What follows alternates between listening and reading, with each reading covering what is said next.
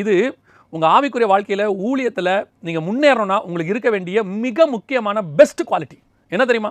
உன்னை தூஷிக்கிறவர்கள், உன்னை கேவலமாக பேசுகிறவங்க, உன்னை வந்து தரக்குறைவாக பேசுகிறவங்களுக்கு எதிரில் ஆர்கியூவே பண்ணாதீங்க.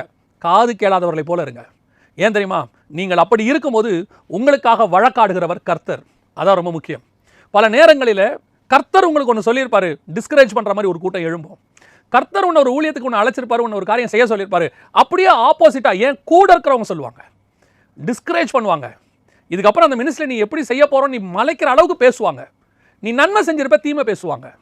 குடும்பத்தில் நீங்கள் நன்மை செஞ்சுருப்பீங்க, நீங்கள் என்ன அப்படி செஞ்சிட்டீங்க அப்படின்னு தீமை பேசுவாங்க. உங்கள் வாழ்நாளெல்லாம் உங்களுடைய ரத்தத்தை ஊற்றி குடும்பத்துக்காக உழைச்சிருப்பீங்க, அப்படியே பிள்ளைகளும் மற்றவங்களும் அசட்டை பண்ணுவாங்க. அந்த நேரத்தில் அவங்க பேசக்கூடிய காரியங்களுக்கு வசனம் சொல்லுது, காது கேளாதவளை போல இருங்க. அதான் நல்லது. ஏன் தெரியுமா? இந்த காது கேளாதவனை போல நீங்கள் இருந்துட்டீங்கன்னா அதை கேட்குறவர் கர்த்தர். உங்களுக்காக நீங்கள் வழக்காடாதீங்க, உங்களுடைய நன்மையை நீங்கள் சொல்லாதீங்க, உங்களை பற்றின சாட்சியை நீங்களே சொல்லிக்கிட்டு இருக்காதீங்க. நீங்கள் உண்மையிலே நன்மை தான் செஞ்சுருக்கிறீங்க, அது உங்களுக்கும் தெரியும், ஏன் சொல்கிறவனுக்கும் தெரியும்.